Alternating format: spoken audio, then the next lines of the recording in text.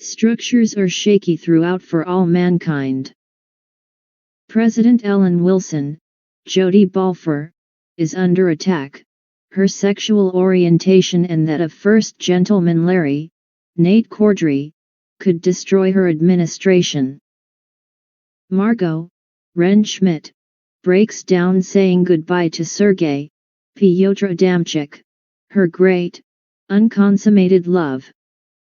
And her authority as director of NASA could topple as Aleda, Coral Pina, slowly comes to suspect Margot has passed secrets to the Soviets. Also cracking up is Danny, KCW Johnson, the mentally unstable son of heroes Gordo and Tracy Stevens. He's hooked on oxycodone and amphetamines and making mistakes at work. Lastly, there's the Martian landscape, untouched by life, we assume, for millions or billions of years, now being interfered with by humans with water drills. When Mars starts to crumble, you better run. First, the Wilson administration is being bombarded by Democrats in what feels like a flip of the Clinton-Lewinsky affair of the late 90s. During a closed-door House subcommittee hearing on NASA contracts, Congressman Willie Barron, Patrick Labyorteaux, lobs a red flag question at Larry: is he having an affair with a White House aide? Later, Larry tells Jeremy Zielke, John Forrest, the aforementioned aide, to tell the school chum he mentioned the affair to, Elliot Lewis, Michael McMillian, that he lied. That he was drunk and on drugs, whatever it takes. Jeremy looks hurt because Larry is indeed cutting him loose. Larry lied under oath, and when Ellen hears, she's furious. Of course, with last week's coming out bombshell from Will Tyler, Robert Bailey Jr., Ellen has already been shaken to her core.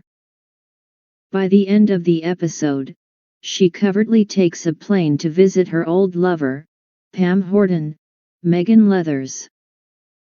The visit is secret, but Ellen is exposing herself to ruin. As the president reunites with an old flame, Margot says goodbye to her dear friend and almost lover, Sergei, in a heart-wrenching farewell. Sergei is not relocating with his Roscosmos colleagues to Helios, who have struck a side deal to extract water from Mars. Instead, Sergei's returning to Moscow, perhaps back to prison and torture by the KGB. Now that Margot is of no use to the Soviets, he is of no use to them. Margot is convinced she can still help him defect. After he leaves, smiling sadly, she breaks down and cries. This is probably the mostly openly emotional we've seen Margot, at least since her drawn-out battle of wills with her mentor, Wernher von Braun, in Season 1. The rest of this week's Margot/NASA storyline consists of Aleda's slow but determined hunting of who has been passing secrets.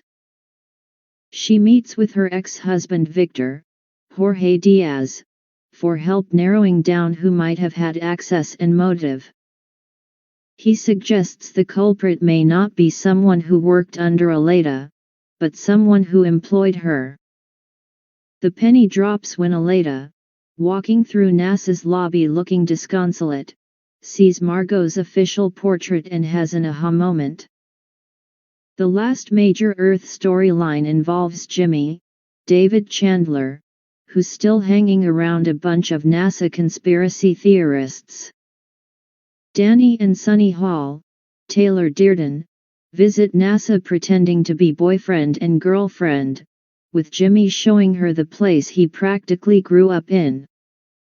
They sneak into the astronaut meeting room, come close to stealing a batch, when kindly Alex Rossi, Scott Michael Campbell, shows up. Rossi was, of course, commander of Jamestown Base, which the Soviets briefly occupied. Warm and fatherly, Rossi shows Jimmy a memorial board with photos of Tracy and letters she received from fans and kids who were inspired by her. The tender moment turns sour when Jimmy shows Sonny that he stole Rossi's badge. Poor Rossi, caught in another security breach. Using the badge, Sonny and ex-Moon Marine Charles, Zach Titus, a third-rate Manson steal the Gordo and Tracy monument in front of NASA and present it to Jimmy. Enough with Earth, back to the Red Planet. Unlike last episode's focus on Danielle Poole, Chris Marshall, an internal drama rocking the NASA crew at Happy Valley Base. We barely see them except for a glum group shot of the 4 crew members. The Soviets are with Ed and Helios, eating a meal and not talking. Kelly, Cynthia Wu, shows up in a couple of scenes, mainly to chat with her clandestine Soviet lover, Politov, Pavel Sajda. And later to get furious at Ed for having decided the Mars water contained no biosignatures. Ed argues that they've done all the routine tests that NASA prescribed. And that biologist Kelly's methodology is not fully accepted. Well, you always wanted to be the first at something, Dad, Kelly fumes before hanging up. Maybe you'll be the first man to kill life on another planet. Meanwhile, Danny is screwing up so badly that it can't be ignored anymore. Gordo and Tracy Stevens' other disappointing son is popping oxycodone and amphetamine and descending into paranoid delusions. You know, because he isn't shaving. Danny is late to a meeting with Ed and Kuznetsov, a debrief about the drilling operation. Danny gets distracted by the red warm light on the coffee maker. Ed and Kuznetsov seem to have a good rapport as CO commanders.